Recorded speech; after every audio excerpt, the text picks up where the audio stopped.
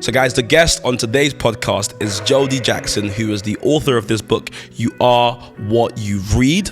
And I loved this conversation for a number of different reasons. One is we tackled that big thing of everyone's always complaining, well, mainstream media is so negative, the news is so negative, but then we're more likely to click on negative news. So what's up with that? We talk about fake news, negativity bias, the impact consuming news has on our mental health. It was just really, really fascinating. Jodie is an expert in the field. She's done a TEDx talk. She's written about this. She's written 2 books, or maybe 3, I forget. But she is someone who knows what she's talking about, and that's what I enjoy the most about this conversation. So have a listen, stick around to the end, and of course, let me know what you think in the comment section.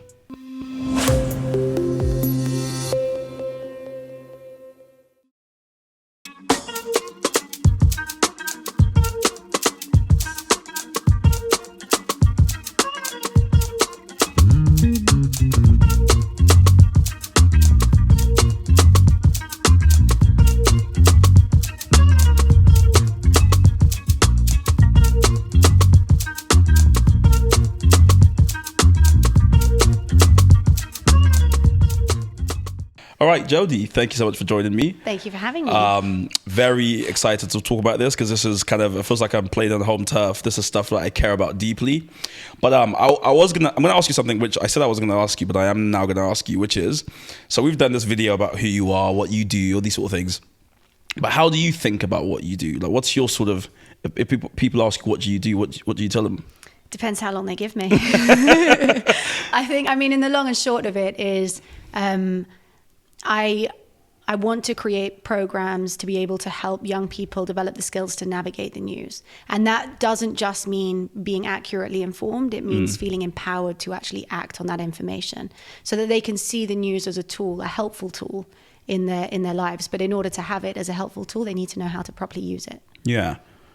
I mean, that's succinct. So that's sort of like if we're in the elevator, you got to tell me what you do.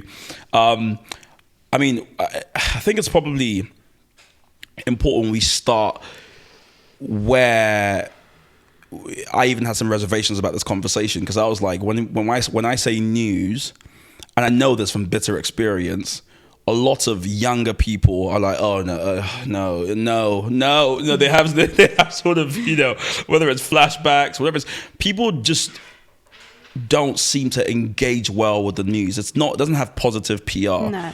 Like, why is that? Why do people hate the news so much? Fundamentally, I also think it comes back to how it makes them feel. It doesn't make them feel good. And so, as human beings, we often seek pleasure or avoid pain. And so if the news is making us feel, experience painful emotions, we may try and avoid it. And that's been shown to be one of the biggest reasons that people actually avoid the news.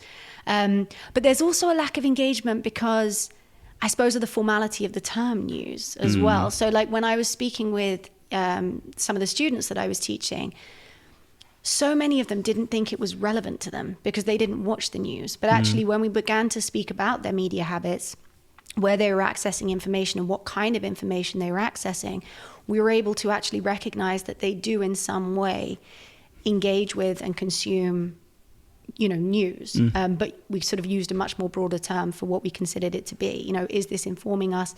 Is this providing information about an event that we haven't experienced? Is it giving us insight into something we have experienced? How is it actually helping us connect with the world around us? Because all of that is news. And then you kind of can go back into, well, what are the production processes behind that information? And then you kind of move to, is this more legacy news or is this alternative media? So you kind of have to get into the weeds of it for them to actually recognize that this is all news. I should be clear as well. I don't think it's a strictly young person thing. Like most people I talk to, when I say, like, do you watch the news? They're like, no, I don't watch it. I'm not interested.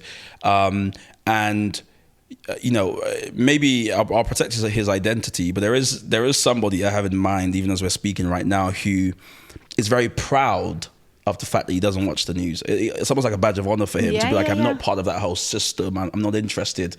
Do you find a lot of that in some of the work you do, people who have made a thing of not engaging with the news and they've made a thing about the toxicity, all that sort of stuff? Yes. There is definitely people who kind of take an active stance against it. And I don't disrespect their reasons for doing that. But a lot of, I mean, when I asked the students, especially, I said, how many actively avoid the news? How many don't want to watch it at all and will go out of their way to avoid it? And of a class of 40, maybe 2 or 3 put their hands up. Oh. Similarly, I'll say, how many of you go out of your way to watch the news? You know, how many of you will actually seek out information to help you understand about what's going on in the world? And again, maybe sort of 3, 4, 5. So then there's everyone else in the middle, and you say, well, you know, how many people just kind of consume it passively? So they see it when they see it, they don't when they don't, and that's the kind of way in which they engage. So I think there's a huge passive contingency of people as well that don't necessarily actively avoid it. Yeah. But what we have seen from news avoidance particularly is that disengagement can also be much less conscious. So it's not necessarily a deliberate stance to say, I'm not going to watch the news, but they do say, I don't care about the news. And that isn't necessarily an active strategy. It's because they've become desensitized. They become so used to hearing about the extreme and the extraordinary that it becomes normal and ordinary. And all of these kind of stories of outrage that we should perhaps be concerned about no longer affect us in the same way. We sort of become very apathetic towards them. Yeah. So it's disengagement. It's actually fascinating because, you know, that experience you had in school,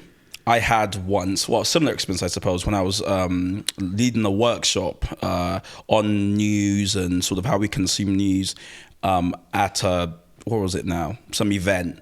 And, you know, similar to you asked the question, who watches news here? You know, you get the kind of the odd 3 or 4 people like, yeah, kind of, who doesn't really like it? A lot of people's hands have got, so I'm just kind of feeling the crowd. And one guy shares these thoughts and he said, I stopped watching the news 3 years ago.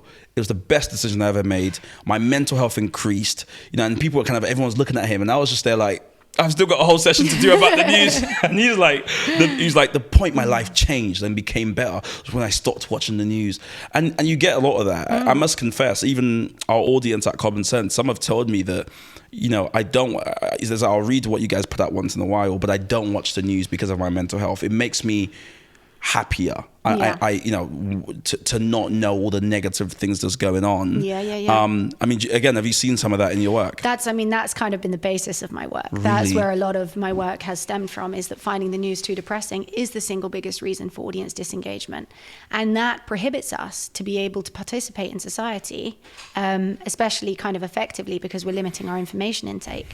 And I was also one of those people. So at the age of 20, I found that the news was so depressing and I just couldn't watch it anymore. It made me feel so, you know, depressed about the state of the world, but also so disappointed in humanity. You know, you were constantly witnessing the worst of what we're capable of.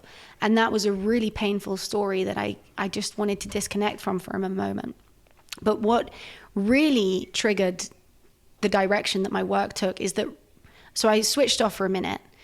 And I realized that that was actually an incredibly ineffective strategy because the news is insidious. So it will find you wherever you are, whether it's a radio bulletin in your taxi on the way to a night out, whether it's a conversation with friends or parents, you know, it will find you, or the stories will find you. And so I didn't feel like it was an effective strategy to protect my mental health. So then what I did was I started looking for solutions to these problems. Who is fixing them? Who's doing something about it? And that's when I kind of entered into this world of solutions journalism before it was termed that. So I created a website called What a Good Week, which was an aggregated platform of solutions-focused content. So it still covered the main areas of the news. So, you know, global, national, health, business and technology, education, lots of different areas. And I actively went on a hunt to find stories of solutions, and they existed. I mean, they are hard to find, but they were available. And so I curated this platform. And what I noticed was I experienced such a profound shift in myself from changing my media diet that I actually then went back to university to do a master's in positive psychology to understand the impact of news on mental health and to research. You know, there was over a century's worth of research about the detrimental effects of the negativity bias on our mental health. Hey there, just want to say thank you for listening or for watching this podcast. We have a great desire to grow this podcast, and one of the ways we're going to do that is if you listening follow or if you are watching, you subscribe to the podcast. The faster it grows, the more guests we can get, but also the better the podcast gets. So please, just do me a favor, hit the subscribe button or the follow button. Back to the episode. There was virtually no research around the impact of solutions journalism. Yeah. So that was what my thesis was on. And I interviewed people who read from solutions-focused content. I'm just wondering though, Jodie, like what's driving all of this? Because, you know, what you articulated, you know, kind of feeling like my mental health is suffering from just reading. I mean, my mind goes back to COVID, right? When there was like a daily death count on like, on, you know, news bulletins. You know, a lot of people can probably, listening to me now, can empathize with just being like, there's so much negativity, you know. But what drives you to then sort of go, okay, now I'm going to build a website, I want to study this, I'm going to really, you know, where does that sort of drive to seek out positive or solutions journalism come from? I think it was just, I mean, initially it was curiosity. I was curious about the world and I didn't feel like the product provided me with my informational needs. So that was so it became just a personal exploration. And then when I started on this journey, I realized this wasn't just my problem. This was a problem for a lot of people. A lot of people felt like I did. They were tuning out because it was too negative and they didn't have access to information that gave them a more hopeful version of the world. And so, you know, when I started that, it became sort of, it moved from being my mission to a mission. And I realized that I wasn't the only person in it. There was a lot of people doing work in this space.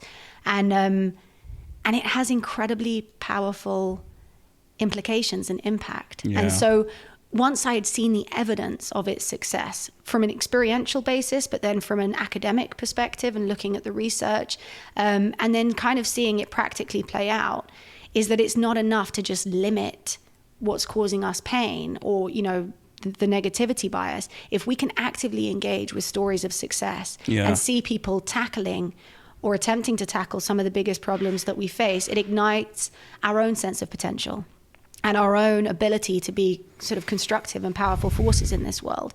And I felt like that's a story we should all be learning from. Sure. And so that's kind of what kept me pushing on, was that this actually works and this is really valuable. And it's not it doesn't shield us from the world's problems. It allows us to see what's possible in their presence. It completes the story and we all will benefit from having access to that story. Yeah, that's really powerful. I find it really helpful to kind of try to uncover what drives people's sort of desire for change, for, you know, because a lot of us feel the same things, but not a lot of us do the same things because we feel the same things. And I guess we've been saying news a lot, you know, and we're probably taking it for granted, like everyone has the same definition, and I don't think they do. I think when people say the news, they mean very different things.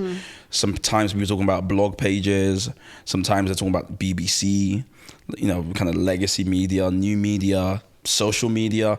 So like, what is the news? I mean, you know, when we say the news, what are we talking about? What is news? Which I know sounds like a really dumb question, but I think it's helpful sometimes to just kind of start there. Yeah. I mean, really, it's the publishing of new and notable information. And it's information that helps people make sense, or at least attempts to make sense of the world around them. So there's lots of kind of different displays. I think legacy news becomes the reference that we use so often when we talk about news, mainly because it does have such a powerful role still in setting the national agenda when it comes to what we talk about, what we think about, what we care about. And so whether or not people are talking about the same things with their own takes, or whether or not they're talking about something, you know, there's somehow it pushes out into the fringes of other information. So it does still have a hugely powerful influence on how we think about the world. And is it the same as, or do you think about the news as the same as the media? Or is that now a separate thing? Because you hear the media all the time, right? Especially since the advent of Donald Trump and lots of sort of other lesser lights that have sought to kind of copy from his playbook. They often talk about the media. The media is out to get you. The media in the UK is corrupt. The media. So when people say the media, what are they talking about? I wouldn't necessarily classify them in the same, I wouldn't use them interchangeably, but the media is kind of a conduit really for the news. So they're not separated, but I don't think that they're interchangeable. I got you. Because initially you used to have sort of like the papers, and then you had sort of broadcast media. Yeah. And now they're sort of, I mean, they're still separate and they're regulated separately. One regulator doesn't really do anything. People can guess which one. But now, hey there, just want to say thank you for listening or for watching this podcast. We have a great desire to grow this podcast. And one of the ways we're going to do that is if you listening, follow, or if you are watching, you subscribe to the podcast. The faster it grows, the more guests we can get, but also the better the podcast gets. So please just do me a favor, hit the subscribe button or the follow button. Back to the app. Now, I think people do use them interchangeably, don't they? There's also social media. This is it. And there's other sort of different platforms of media. You know, media is quite a fragmented and broad system of delivery. Whereas I would say the news is more a kind of product or a process of production. So I don't think that as I said, I don't think that they're separated at all, but I don't think that they're necessarily interchangeable. And perhaps when people are talking about the media, they say the news. And sometimes when they're trying to talk about the news, they say the media. Well, this is why I think education and news literacy is so important, because I think when you have a common reference for language, it becomes really valuable to be able to make those distinctions, and you can have a conversation knowing exactly what the other person's talking about. I mean, I know I spoke to you before, and I'm sure we'll come on to it around hope, but that's a word that people use very incorrectly, and so it's really important that we actually define what hope is, because it's often used where wish, like I hope I win the lottery. Well, that's kind of a wish. I wish I win the lottery. And so it's kind of, are you using the language in the right way to evoke the necessary response or to be able to put it into context? And so that's where education is really important. And it's a feedback system. It's also helping give younger people a voice in the conversation to help them shape and have influence within what we do understand to be news. Have you heard about a guy called John McWhorter? No. He's the host of a podcast. I think it's called Lexicon Valley or Word Valley. But when you talk about words, it kind of got me thinking about him, because it's a whole podcast about words and just sort of like the power of words, how they change over time, and kind of the words that were descriptive, like woke was a descriptive word. Now it's like pejorative. You only use it to insult somebody. But now people say it might be coming back and will be used descriptively again. And how words sort of paint our worlds, and how, the bandwidth of our human experience often is limited to the scope of like our words. Sometimes, like when you feel something and people are like, what do you feel? And you're like, good. Because you have no other words. So if anything, that's a plug for John McWhorter and these podcasts. But but it's true. And on my website, on the News Literacy Lab, we have a kind of glossary where we just take some key terms and explain them. And I say to people, look, if there's nothing else you're going to do, just go to the glossary, because you'll have, like, this language will give you a vocabulary to speak about news literacy in an informed way, or about the news, and it will help you kind of shorthand some of these really complex topics in a really accessible and immediate way. And I suppose, in a way, if someone's listening to this and they're like, I don't really know what some of these words mean, that's totally fine. There is something to be said, though, about how people feel. And I think there is a massive feeling of distrust in this country for the news, or maybe it's the media, but irrespective, the holders of information people don't trust. This is borne out in lots of surveys. In the Eurobarometer survey, the UK had the least trusted news sort of system, I think 4 years out of 10. Famously, what's the guy from Monty Python? I forgot his name. John Cleese spoke about him relocating to a different country because of the media, and he's so tired of the media. And I do think there's something to be said about trust. Like, why don't people trust like the news or the media in the UK? From your research, or even just anecdotally, why do you think it is that people just don't seem to trust the media or the news?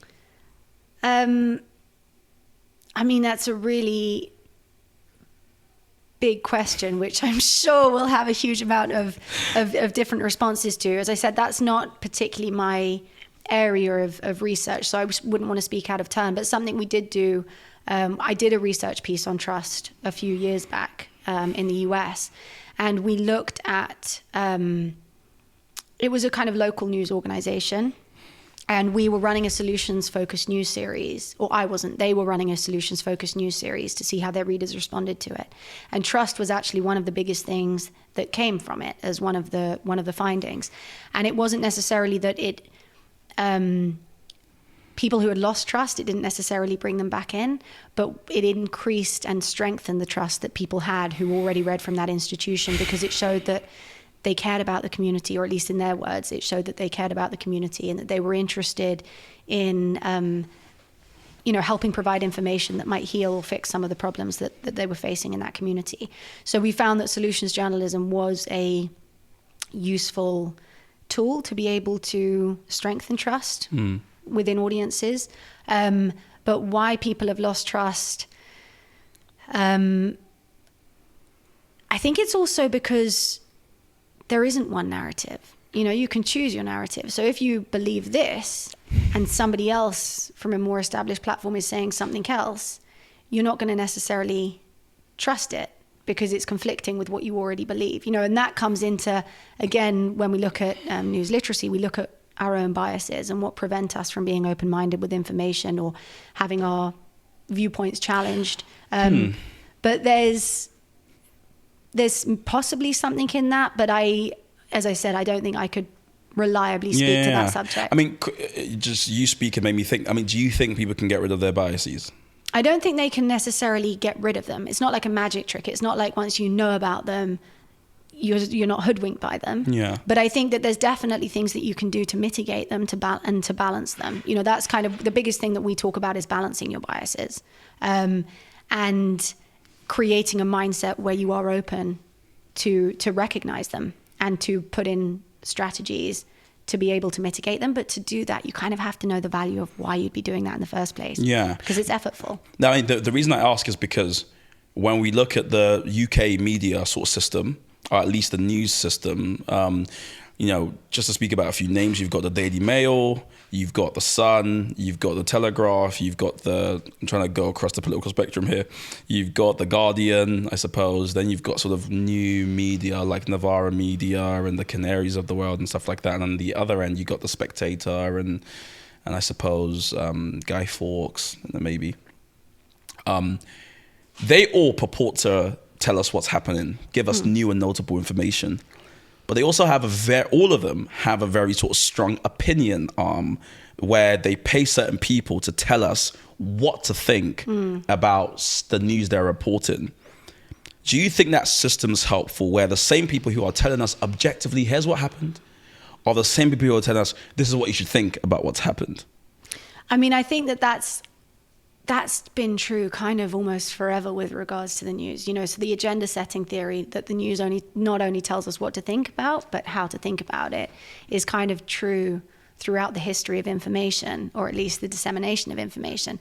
So I think I don't think it's particularly helpful, but I also don't think it's going to change immediately. And so again, it comes back to what can we do as consumers to be able to create that balance, to be able to have that broad and sort of more diverse understanding around certain subjects. Well, the reason I ask is because if you look at the defund the BBC movement, for instance, and these are people, so the BBC, the British Broadcasting Corporation, in the UK, it has a very different life outside of the UK. It's like has a world service that's like really interesting. But in the UK, it's meant to be an impartial, sort of balanced, down the middle reporting of facts, a tiny bit of analysis that's meant to be grounded in reality and no political bias or spin. And people who criticize and say that's impossible. It's impossible not to have bias. And people say it has a left-wing bias, and that's just, the case. And so for that reason, even though it's a conservative government that's kind of been, allowing successive charters to kind of carry on over the last, say, 12 years or so, people still think it's a left-wing sort of organization. And so, heeding to the point you just made, which is that where bias is sort of inevitable, we can try and balance it, but it's inevitable. With something like the BBC that purports to have no bias, quote unquote, I mean, is it basically I mean, no, I not fit for purpose? I mean, can something like the BBC really exist And what should it look like then? Because in the UK, it's the closest thing we have to sort of, I'm not playing the sort of partial game trick. And a lot of young people, the news they do read is the BBC, because they're like, I just like it plain and simple, and the BBC give me it down the middle sort of thing. And you go, a lot of people don't think it does. I mean, something that I speak about in my book is around, objectivity. So objectivity is obviously what's supposed to be happening in newsrooms. And I suggest that perhaps it doesn't exist, at least not in the way that the ideals of journalism would suggest it does. But that doesn't necessarily mean it's not valuable. There are organizations that definitely strive towards objectivity a lot more than others. But I also think transparency is really important. I think transparency can be a really useful tool to overcome this idea of objectivity. If we had more transparency around the positions that newspapers took on issues, at least we would understand their position, and it would help us calibrate what information we're seeking and how we would actually seek balance ourselves. Hey there, just want to say thank you for listening or for watching this podcast. We have a great desire to grow this podcast, and one of the ways we're going to do that is if you listening follow, or if you are watching, you subscribe to the podcast. The faster it grows, the more guests we can get, but also the better the podcast gets. So please, just do me a favor, hit the subscribe button or the follow button. Back to the episode. But when it comes to bias, and although we do talk about political bias, because we have to be able to spot it and understand it, to be able to have or curate a balanced picture for ourselves of events, the bias that I focus on most heavily, and the one that I talk about, is the negativity bias, because that exists across all organizations, regardless of political leaning. And it has a huge influence on how we actually understand the world, or our lack of understanding of the world. So that's the bias that we sort of talk about in most depth when we talk about bias within our curriculum. And that's an interest. Are you familiar with Shadebearer? No. So the Shadebearer is an Instagram platform. Okay. That basically has built a massive following from reposting sort of news that's particularly salacious. Okay. Entertaining is what they might call it, but it's particularly salacious. And so every time it's posted, they kind of have a really good understanding of the audience. In the comments section on Instagram, because it's made an Instagram sort of thing, there's just thousands of people just doing battle, just going back and forth. And it's often negative news. They do post the odd positive story, but for the most part, it's positive news. And, it's a meme page. It's an Instagram sort of thing. I don't think they do much original reporting. It's often reposting. But what's really fascinating to me to watch it, because I follow them and I find it so interesting, is they curate their feed primarily for engagement, which is a kind of microcosm of the sort of larger media system. So it's why I find it interesting to watch them. And I see it. When they post something like, John just bought a house for his mum, there's like 300 comments like, oh, good, well done, John, great. When it's like, Love Island stars cheating on this person, and rumors are that he's there's like 40,000 comments of people like, I knew it, he's a terrible person. And I kind of go, it must be so hard for them, the admins, to look at the engagement they're getting from the negative or the sort of salacious stuff and go, it's helping us, it's helping our bottom line maybe, but no, let's just put it aside. Let's post but positive stories. Like, where's the incentive for solutions journalism or positive stories when there's a clear economic, social, incentive for negativity?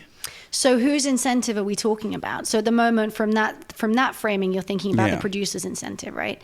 So I am and always will be an audience advocate. So I look at their incentives. What are their incentives for consuming solutions journalism? Improved mental health, increased sense of hope, higher levels of agency, self-efficacy, where they believe that their actions are able to make a difference, higher sense of social value, where they believe that they can actually participate constructively and contribute, especially on issues that they feel like they care about, higher levels of resilience, where they feel more able to engage with and hear about the negativity that is happening, because they recognize it's not necessarily the end of the story, and that they're able to perhaps do something about it, or at least have faith in the fact that their fellow humans may be doing something about it. So whose incentive are we talking about? Because for me, my incentive is how I got into this was very much for me. And who I've continued to advocate for has been the audiences.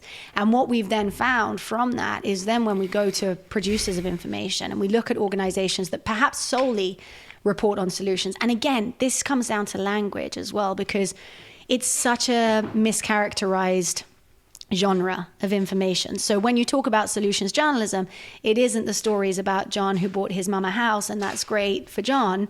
It's about, real responses to social problems that we're all probably affected by in some way or another, or at least a huge subset of us are affected by.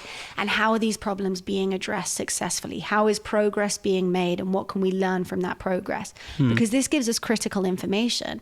By learning from how communities are successfully responding to problems, it helps us not only better identify, but implement effective action, especially in areas where these problems aren't yet solved. So it's a hugely powerful and impactful story. Whereas when you minimize it to somebody else's good news, like someone winning the lottery, it's very much defining what solutions journalism isn't as much as it is defining what it is.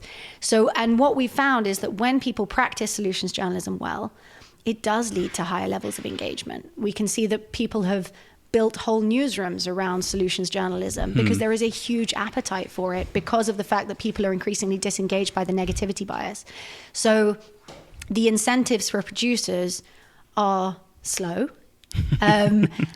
but they are there. And it's not necessarily to say if you have an audience that is totally enthralled and enraged, and that gets their sense of engagement going and it gives you your bottom line. We're not saying disengage from those consumers. We all need to know about problems. Unless we're made aware of a problem, we're not in a position to be able to confront and correct it. It will always be the starting point for anything. But there is also a huge audience that you've disengaged, that you've lost, that aren't listening anymore, and that want to know about what is being done to solve these problems. So there is an incentive to re-engage with a lost audience, as well as not turn off your existing audience. Because if we know that there's this threshold where actually learning about problems moves from being helpful to someone's life to being harmful to someone's life, how do you keep them in that space where it's optimal? Don't tip them into the excess where it becomes harmful. Engage them with problems, but also recognize that they want the story of solutions as well, and provide that too, because you're broadening your audience. This is making a lot of sense. I think there's definitely a section where we need to talk about people who are doing it well, and where you're seeing it sort of practiced well. Because I suppose, as someone who considers myself a researcher, there is a lot of, the criticisms we often get is this is all very kind of nice and theoretical, but in what way is this practical? Because the reality is, as you said, the bottom line is what drives a lot of news outlets. We've got a whole system now that's built around engagement. And a part of me does wonder, though, whether what we've seen, and I'm not a socialist, please, I'm not a socialist. What we've seen is almost like capitalist capture to some degree, in that the news, which is for the most part a service, if we strip it down and we kind of talk about the function it plays in the sort of wider structure of a democracy, it is a service. It's a public service. However, when we adopt the sort of when we commodify news and it becomes a product, there is a sense in which it's inevitable that a company whose goal is to profit maximize would only ever do public service as a sort of benevolent afterthought, rather than baking it into the very structure. Because if you're optimizing for making money, and if we're being quite honest, a lot of news outlets, at least let's take the Mirror for instance, a lot of their money, like 60% of their money, comes from ads. And ads get sold if you get eyes. And as such, if your goal is to get as many eyes as you possibly can, and you add into it the fact that social media, the advent of social media, especially say Twitter and Facebook, have literally stripped news outlets, gutted them from any sort of money, because now people just post ads on social media because there's way more people on, there's more eyes on there. Now there's a dire situation where you're the editor of a newsroom. You used to get 70% of money from ads. Because you get less numbers, now you get 20% from ads or 30% from ads. you're fighting for survival, and in the midst of this, someone comes and says, but you need to post different type of news that you know in the short term won't generate kind of interest. That's why people might say it's wishful thinking. So what would you say to that kind of person that says solutions journalism in the current economic climate we're in, and the news industry, we've seen multiple news outlets close in the UK, over the last few months. They might go, this is just wishful thinking. So I would say it's never been a better time to be a consumer, right? So we come back to whose incentives and who's actually driving change, right? Because if you go to a news organizations now and say, yeah, adapt your product, start reporting on this, this is going to be beneficial for society, X, Y, and Z, there's so many other misaligned incentives for their production values. It's not necessarily, whilst there is the broader function of serving the public with information that they think they need, obviously how they generate revenue isn't necessarily aligned with that purpose. So it becomes somewhat dysfunctional and perhaps not necessarily totally helpful to the consumer. But where it has also become a commodity, we as consumers have a huge amount of power now because it's our engagement, it's our attention that's for sale. So where we place our engagement, where we place our attention will actually shape the ultimate environment. So it's the long game, playing the long game. But if you look, and I make the comparison between information and food a lot. So my book's called You Are What You Read, Why Changing Your Media Diet Can Change the World. And we look at the history of the way in which we've embraced and changed our relationship with food. Because evolutionary speaking, we were hardwired. We went through periods of starvation. So we preferred fatty foods because it helped us survive those periods of starvation. We also developed a preference for sweet foods because sour foods were more likely to be poisonous.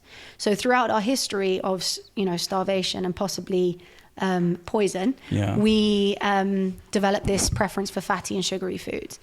Now that has evolved over a number of years. And then you come into an environment where food is commercialized and we have it in abundance, but those preferences haven't changed. And so now we move from a position of scarcity to abundance, and what was adaptive becomes maladaptive. What was helpful becomes harmful because we have it now in excess. So then there's an education about the fact, if you just suddenly said, oh, this food's making us sick, stick some kale on the shelf, stick some quinoa on the shelves, without an educational piece where people understand not only the impact that the current environment is causing on them, why that's not helpful for their optimal health and performance, but how through their choices they can improve their own physicality. They'll make different choices. And then the industry will say, hey, people want kale now. This isn't going to just be in this niche supermarket. It's going to actually make its way onto the mainstream shelves. And it's a slow process, but it is a process, and it is effective because we can see that any industry that's gone through a sustained shift towards a more positive purpose has relied on a conscious consumer. Whether that's energy, whether that's food, whether it's, meditation and mindfulness, that was something that was considered hippie about 30 years ago, and now it's a really mainstream, incredible part of a lot of people's daily lives. And it's the same with information. We used to have it in scarce formats, and the negativity bias, we are hardwired to pay more attention to bad news than good because it's been instrumental for our survival. We have to know about if there's a tiger hiding behind that bush so that we can respond to it in an effective and a speedy way. But now again, our information system has changed. It's become a commodity. We have it in enormous amount of excess, but our psychological development hasn't sped up with the same kind of advancements. And so we need that educational piece to say, hang on a second, is this current information environment that we're in helpful for us? There are parts of it that are. How do we find them? How do we access them? How can we create value for ourselves? And in doing so, how will that ultimately shift the value and direction of the industry? Because we as consumers have an enormous amount of power. We just have to be aware that we have it. This is really good because you're right. It places agency, albeit sort of, a tiny amount, but a very important amount, firmly in the hands of the consumers. And I loved it when you said we vote with our attention, because we do. And people don't really see that, you know, like that you get to decide by what you focus on. And so if we all, and this is always the issue, right? You need other people to do it, right? But you often have to start with yourself. Otherwise you'll just complain about other people not doing it forever. But also it is for yourself, you know, like as much as news literacy will talk about democracy being the benefactor, or even when we talk about a lot of the stuff we've been talking about now, you know, how do you create a healthy information system? Like all of those things are secondary to how do you create an accurate worldview for yourself where you feel empowered, reliably informed and capable, you know, where you feel connected to the world and capable to contribute within it, because that's what we're interested in providing you. And the spillover will be the industry, the spillover will be society. It's not to say we have to fix industry and society so that the individual will benefit, because as I said, there's never a better time to be a consumer, provided you know how to use the product. Right now, you have everything you need to curate your own information space that provides you with everything that you need to get those benefits. Industry and society will follow. I have a question for you then, which on the back of that, which I guess in fact, I'll just ask the question. And we have an event coming up soon on this question. And it's basically, do you think societies, or do you think the world is getting better or worse? Obviously, it depends by what indicators you're looking at. So broadly speaking, better, I would say. Obviously there's, and the thing that I should say about this when I say better, and about my sort of acknowledgement and recognition of progress, is that progress isn't linear. It doesn't just go up and up and up. So we have periods where it will either stall or even will go into a state of recession. And that's just not with the economy. It might be over lots of different indicators. But if you look at the data over the last century, 2 centuries, 3 centuries, even the millennia, you can see that progress is actually the story of our history. I ask you because, of course, that is a question connected almost exclusively to your diet. In that if you're someone who's watching broadly economic growth, then over the past 10 years, you'll be like, oh, great days. If you're watching maybe, you know, you're looking at the social fabric, you might say, hold on a minute, everything I once held dear is slowly tearing and our social fabric is tearing at the seams, you know, and we're more disjointed, we're more polarized than we've ever been, et cetera, et cetera, et cetera. And it kind of takes me to, I guess, some of the fears I have as well when we talk about curating your own diet, in that, does it lead to a world where people can basically create their own reality by choosing to exclusively focus on certain things? So for instance, you know, we're based in the UK. I know a lot of people, again, just from anecdotally, who have no clue what's happening in any country other than the UK. And even the UK, they barely know who the Prime Minister is. And that's not to shame them. That's just to say that they've just decided, I don't really want to know what's happening in Africa or Asia. Or the coup that's happening in, I don't want to know that. I just want to focus on my kind of world, if you like, which is the UK, which is, you know, it's in Salisbury, or it's, you know, I don't know why that came to mind. That's very random, but you know, whatever. And so, if you ask them, you know, is the world getting better? They go, well, based on my world, absolutely. And I wonder if that's in part why now more than ever, I think there's a higher predisposition in people to believe things that sometimes aren't true, but they want to be true because it fits in with their narrative of what's happening in their world. I think you have to be really careful when you sort of talk about curating your own information space. I think that's to seek open-mindedness rather than to narrow it, right? So when we speak to the students and we talk about, why do you consume information? Right. And again, we compare it back to food, because if you're consuming food for pleasure, you're going to be consuming it very differently to if you consume it for health. So why are we consuming information? Why do we engage with the news in the first place? Because if it's to give us an accurate understanding of reality, you need diverse sources, right? You can't just curate based on your own narrative or your own preferences. You have to, it's a mindset. You have to be open to challenge yourself. You have to be open to be able to hear other viewpoints, because the nuance is actually really important. That detail is actually what helps. You know, there's a Solutions Journalism Network, they do this thing called complicating the narrative. And it actually is a really effective tool to help people shift out of these narrow mindsets that they have within their, you know, their own space, as it were, when it comes to information. So I think, you know, part of the curation process from the beginning is making sure that it's not just meeting your preferences, that it's challenging them too. So I think that when you're thinking about being curated. It's kind of like the ethics and reasons behind that as well. So I think that that's really important. And when you talk about the world getting better, again, as I said, it doesn't mean that everything is improved for everyone, everywhere, at every moment. It's to say that if you look at the data, and this isn't just, you know, based on my feeling, this isn't something to say, oh, because I read this story and I've blocked out these pieces of information, I'm able to flourish in this space that makes me feel like everything's great. It's absolutely not. It's to say, actually, if you look at the data, there are indicators to show that there is progress being made. You know, even within the environment, for example, we actually have every solution we need. Currently, it exists. We don't need to create anything more, but we need to scale, and we need to change. You know, we need to actually integrate a lot of what we already know to work, to obviously to scale, to be effective. The fact that they exist shows the resourcefulness, the creativity, the compassion that people have for the world. You know, there's so much within us that we're capable of. And that we continually do to meet the challenges that the world continuously presents with us. And that's not to say we should be lighthearted with the challenges that we face, because they are real, they are fierce, and we need every resource at our disposal to be able to address them. But limiting ourselves from hope and optimism is not an effective route to be able to make effective change. And that's good, because you're essentially advocating that we be tethered to like reality, like Absolutely, data, which I think that sort of hard news, I guess is what some people call it, is in short supply these days, and there's such an abundance of commentary. And I guess that's my fear sometimes, in that, and I think this comes most alive when you've got like an election cycle, where if you flip into different channels, the world is different. You know, if you watch Fox News in America, let's use in America, and increasingly say GB News here, and you watch them for like 5 days. In fact, I'll tell you a funny thing that happens. In my house, we've got this massive sort of TV.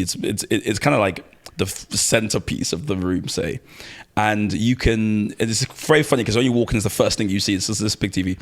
Now, when we first got it, there's a channel that when you turn it on, it's just like, there's like a channel that it kind of stays on, and it was MasterChef. So it would just have repeats of MasterChef over and over again.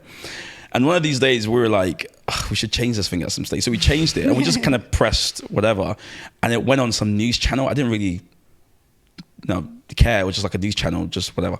We left it. Then we realized a few weeks after it was GB News. So basically, every time we turn our TV on and we just kind of leave it in the background, GB News is always playing. And me and my friend were talking about how, without knowing it, if I just kept on watching GB News for like a year, just kind of like picking it up, whilst I'm cleaning, or talking to a friend that's in the back, we were like, how increasingly sort of, and this is my perspective, whether some people may disagree, but how increasingly right-wing would I actually become, but without even knowing it, just kind of, because they would just paint a different version of the world for me. All the commentary shows, and this person at 7, that person at 6, this person at 5, would just tell me a certain story about the world that I would slowly start to believe was news. And so when I then met someone who exclusively read The Guardian, and we kind of like, you asked us, is the world getting better? We would just kind of do this, because they would be like, what are you talking about? And it's so interesting, because when I was watching the Trump debates and seeing Americans go back and forth when Donald Trump was up for election, I remember always thinking to myself, like, folks in the right wing and folks kind of in the left wing, say the Young Turks, that sort of what, I'm like, do they actually believe what they're saying? Or are they just doing this because, culture wars is a thing? And I actually think they believe it. I.e., people who exclusively consume one type of news have a totally different version of America than people who consume another. And how can you have a functioning democracy where there's no agreement on like the facts, the data, what's true, what's not true? Like, how can we function? And increasingly, I think it's become like that in the UK, where more and more people have a totally different worldview. Like, it's untethered from any reality. Like, as we move on to what your book is designed to achieve, by sort of helping people understand the importance of knowing like what's going on, like, what's your prescription for like how we solve some of these things? Because it genuinely keeps me up and kind of worried about just how do I relate to a common person who just has a totally different view? Yeah. To him, we're being swarmed by migrants. There's an invasion happening. This country is But not look like... at the and I'm language, like, swarm, invasion, Yeah. And if we can spot that language, if we can spot that bias, that's a position, invasion and swarm. And that's descriptive language. Yeah. That's not factual language. So and this for me comes back to news literacy, and whilst it may be a slow educational process, it is an effective one. For sure. And I feel like it's something that does need to be, really critically taught to students, because it's an urgent life skill now, right? And so when we think about, how do we create, because for so many of us, our perception of reality is fundamentally flawed for a number of reasons, whether it's through political bias or the negativity bias. We all have different understandings around the same event. And there's a really great organization, Gapminder, who I use some of their, I do a quiz with my students from one of their quizzes to show actually, we get all the students to stand up, and then we say, right, we're going to ask you, well, first of all, we ask them to answer 5 questions. So we put a quiz on the board. And they write down their answers, and then we get everyone to stand up, and we say, right, now, if you get one of these answers wrong, then just sit down. And the answers are around big global issues. So, education access, climate response, drawing blanks at the others, but, big kind of global issues that we all in some way have some version of knowledge about. And so they all stand up, and then I say, right, okay, sit down if you get one of the answers wrong. We start with the first question, and almost everybody sits down. But by the end of the 5 questions, nobody's standing up. And that's a really simple demonstration to just show that we are often wrong about the world. And that also invites us to be more humble in our knowledge, right? Yeah. So when you're saying, how do I have a conversation with somebody around, who has a completely different viewpoint from me, also recognize the fallibility of your own viewpoint. And that's not to say to discredit or not be attached to any of the things that you think to be true. But it's a mindset of open-mindedness, so that it's a discussion rather than an argument. So when we look at our individual biases in the last module, and we look at some of the biases that are exploited perhaps by the industry that's seeking our engagement, and these biases grab our attention and they keep us engaged, and so they're built into the production process of information. But the last bias we talk about is the Dunning-Kruger bias, which is the bias whereby, because we know a little, we think we know a lot. And this goes not only to our news consumption, think of the news as an invitation rather than a conclusion, because it is short stories about big topics. So see it as an introduction rather than a conclusion. And also with your own news literacy learning, even though we've done these 5 modules together, you're also not immune from your own vulnerabilities within these information spaces. So the kind of concluding point is to be critical in your thought and humble in your knowledge. And I think if we can educate people to actually recognize that there is a production process that happens with the news. It's not raw, unfiltered data that reaches us from one side of the world to the other. And if we know what those production processes are, and we can understand which organizations have better production processes, have more reliable processes of production, and we can be able to curate an information space for ourselves, not based on preference, but based on that function again as to why we have it in the first place and what is it serving us, then actually education and our individual action becomes a really powerful and foundational and resilient base for what then follows. Here. I couldn't agree more. I'm just co-signing everything you're saying. I agree. Honestly, we're gearing up for an election year in the UK, and I would love the temperature to just come down and us hear rational perspectives, and people have the freedom to go, I think this is more valuable than without the sort of demonization, cancer culture. And you could just tell the temperature's so high. And of course, when it's that high, it just distorts the landscape, right? But the part of me wonders, what do you hope people get from reading your book, which you've written? I always say you are what you eat, and it's because I think of Green Giants, but you are what you read. And it's not helpful because the old cover had a knife and fork, so I'd be like, you are what you eat. No, you are what you read. In the first few chapters, you talk about the kind of what you mentioned before about, what was it now? The conversation we just had now, I forgot, drawing the blank. I'd love to help you. But about objectivity. Yes. Which I found really fascinating. But in my reading, it kind of served as a sort of not so much glossary, but you defined terms and explored what they mean. Kind of terms we often hear, but we don't actually. For instance, agenda setting, this idea that what we talk about, even in selecting what's newsworthy, that's biased already. So reading that was really helpful, because I thought, well, of course, you know, if you come into my house and I've only got your attention for 3 minutes and you want to have a chat, what I decide we talk about, it's not objective. Like, you know, there's no sort of manna that falls from heaven. Like, this wants to be the conversation. I decide what we should talk about. So when I say, you'll never guess what happened with John, I decided that, right? But what do you hope people get from the book when they read it? And also, why did you write it? I wrote it to be able to share what I had learned. You know, I was the student without a teacher at 20 and who found the news incredibly overwhelming, who didn't know how to navigate it, who couldn't switch off from it. At least not effectively. And I didn't have the tools and resources at my disposal to be able to help me engage with it in a constructive way that ultimately served me, rather than me being used to serve a different agenda. And so I wrote this book mainly because, as I said, of the journey that I went on, having experienced firsthand such a profound change in myself from changing my media diet. And having gone back to university and been validated, you know, my experience been a shared experience by so many other people with, you know, academic rigor to back up how people feel about the news. When it came to writing my research piece, and the dissertation's like 9,000 words, I had written like 40,000 words because I just was so thirsty for this information. Yeah. And what I realized when I had sort of, you know, gotten to the end of it was how many other people were thirsty for this information, and how many people could actually use this, not just as a way to, you know, become reliably informed about the world, but really feel empowered, you know, ignite their own sense of capability, ignite their own sense of potential, and feel powerful of contribution and motivated for contribution. You know, tapping into that part of ourselves is a really powerful space to sit within. And I had experienced it. I had then learned about the scientific reasoning behind it, and I really wanted to make that accessible to other people. So that's why I wrote the book, as an invitation to others to be able to learn from this too.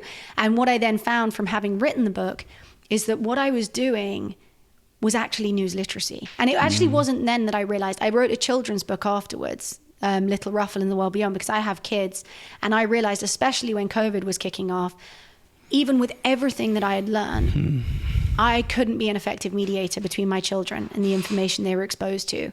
And I wanted them to have these skills from the get-go. I had to almost unlearn and relearn everything in a very slow, academic, and sort of robust way between the ages of 20 and 30. And I wanted them to have this from an early age. And that it was when I began doing this work with younger audiences that I realized actually what I'm doing is news literacy. But my work isn't reflected in this term that we call news literacy, because news literacy is about fake news. So it's kind of, you know, how do we protect ourselves against fake news, with the undertone that real news is safe and fake news is unsafe. And actually what I had learned through my process is actually, if we're going to be critical about information, we should be critical about all information. And we should recognize how we can use it in a way that ultimately always helps us.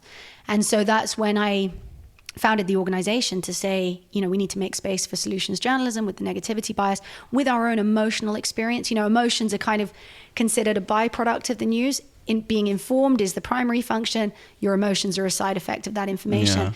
But actually how we feel about the world will determine how we engage with it, will determine how we behave within it. And so it is actually a really important experience of the news. It's not a byproduct of it. And so we should understand our experience as well. So good.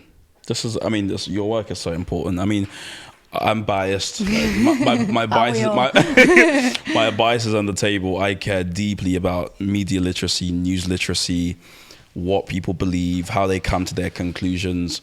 I think when we first spoke, you know, off air, I spoke about how I was and still am that guy in the middle. Hey there, just want to say thank you for listening or for watching this podcast. We have a great desire to grow this podcast, and one of the ways we're going to do that is if you listening follow or if you are watching, you subscribe to the podcast, the faster it grows, the more guests we can get, but also the better the podcast gets. So please just do me a favor, hit the subscribe button or the follow button. Back to the episode that's so scared of veering into any extreme. And as such, you kind of get it from both sides. People thinking you're not left enough to be here, you're not right enough to be here. But I do wonder how many of us, if we just started to define the terms we use, be humble, as you said, in our knowledge and critical of our thought, to what degree we would understand we're a lot more pliable than we think we are. And a lot of the sort of clenched fists we have about things is often because of lack of knowledge and not so much because we figured it out. Because even to borrow from like your life journey of studying, I found the more I study something, the more I'm like, I'm not sure. Rather than the more I'm like, this is definitely the reason. And I think some of that humility would do our media service sort of really well. I think it would be really great for us to end on this hope term that you mentioned before. Barack Obama ran with hope. Everyone got really animated about hope, and I wondered if you tapped someone on the shoulder and said, "What do you mean by hope?" I kind of wonder what they would say. Would it be a wish and actually not hope? So, how do you define hope? Why is it that you're still hopeful about sort of our system and our new system getting better, even when we just saw new partisan outlets getting funding, new partisan outlets getting sort of support? How are you still hopeful? Because change is always possible. I think that's the kind of the evidence that I've seen is that it's possible. And if it's possible, then it's, at the moment we have this kind of inevitability and doom sort of driven narrative about the world and its future. But when you engage with solutions, and this has been the biggest finding that we've had with our students, is that it increases our levels of hope. So it ignites a sense of hope because we can see that change is possible, that actions do matter. And that's a really powerful story. And so, something that we also know, because I know I did a master's in positive psychology, so I did research hope and optimism and the role that they play in personal and social development, sort of about 8 or 9 years ago now. So when I saw hope emerge as the biggest or one of the overarching themes that came out of the curriculum, I was really eager to kind of just throw myself back into the research. And what I found was that hope is a really critical and fundamental ingredient for civic engagement, because if we want to create a better future, we have to believe that it's possible. Yeah. And actually, when we believe in the future can get better, we have more approach tendencies, and it's known as active coping. So we're able to better engage with negative information because of a belief that we can actually do something to make it better. Whereas if you're pessimistic, if you believe the future can't get better, well, then you take more avoidance strategies. You tend to ignore it. You move away from the problem because it's causing you distress. Whereas people who believe that they can do something about it move towards it. And so that's a really important distinction, especially where news literacy focuses so heavily on civic engagement, is that hope is a critical ingredient for civic engagement. And so something that we looked at as well is, how to have hope is you need to believe that the future can get better. But how to sustain hope is that you need to have evidence that the future can be better. And that's where solutions journalism is such a powerful story in helping maintain a sense of hope about these challenges that we face. And so, I've seen enough and I've read enough about what we're capable of. When we're ignited in the same way, when we come together in the same way, we can actually achieve huge feats of achievement. And so I feel like, having seen it across so many different areas, I have hope in what we're capable of as individuals, and also what we can achieve together. So brilliantly said. I was in the trance of hope, just going, yes, I hope the world does get better. And honestly, thank you so much for your work, because it's thankless in a certain sense, because it's not quick in the sort of way, the media likes to sort of make things super, super quick. Can I just add one more thing about hope? Yeah. Sorry. More hope. More hope. No, but just one thing to add about hope as well, when you're thinking about what the definition is, because obviously I've spoken about some of the impact and the consequences of hope. But hope is a belief. right? It's not an emotion. So it lies in the realm of cognition rather than an emotional state. It is more of a state of mind, but it's not a fixed state of mind, nor is it a fixed expectation about the future. Yeah. And so in that way, hope has been described more like a muscle. So it can either strengthen or deteriorate over time. But the strength of that muscle is dependent on two things, which is evidence and self-efficacy, which is, are we able to witness and have a sense of belief that something is possible? It has to be grounded in reality. And secondly, can our actions make a difference? That's what self-efficacy is. So it needs, evidence and self-efficacy. And that is why solutions journalism is really a useful tool to assisting the development of hope, because it provides evidence that actions do matter and that change is possible. So that's kind of why it's so powerful in creating it, and then we can see what the consequences of its creation are. Yeah. And in many ways, this is why people should get the book, right? Because it is a bit like you're lifting the lid, or I can't find a metaphor, unpeeling the. You get what I'm saying? From a lot of people's eyes on a lot of this, we're adding language, I think, and I think a lot of people listening to this will appreciate that. The feelings are ubiquitous. All of us know something's wrong. We know that the news is making us sick, or the current system isn't fit for purpose. I think most people know that.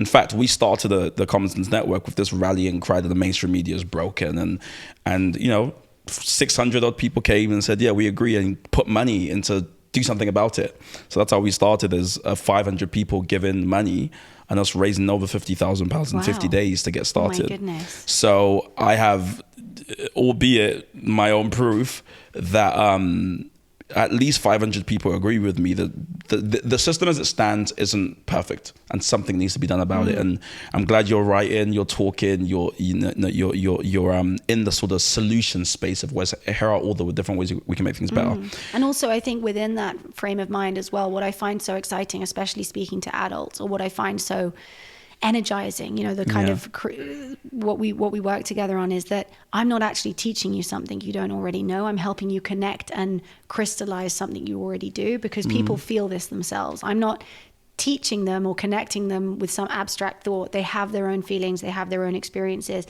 and a lot of this helps them understand those experiences and navigate their way through this system to something better. And I hope you come back. I'd love to talk about other things as well, especially in the sort of let's explore models that are working, or new ways we can actually adapt. Because oftentimes we leave people with it's broken, here are all the stuff it does to you. But we should probably spend an equal, if not more, amount of time saying, well, here's what a new system could look like. So thank you for being a part of this. Thank you for having me. And hopefully you come back. Thank you. This was great.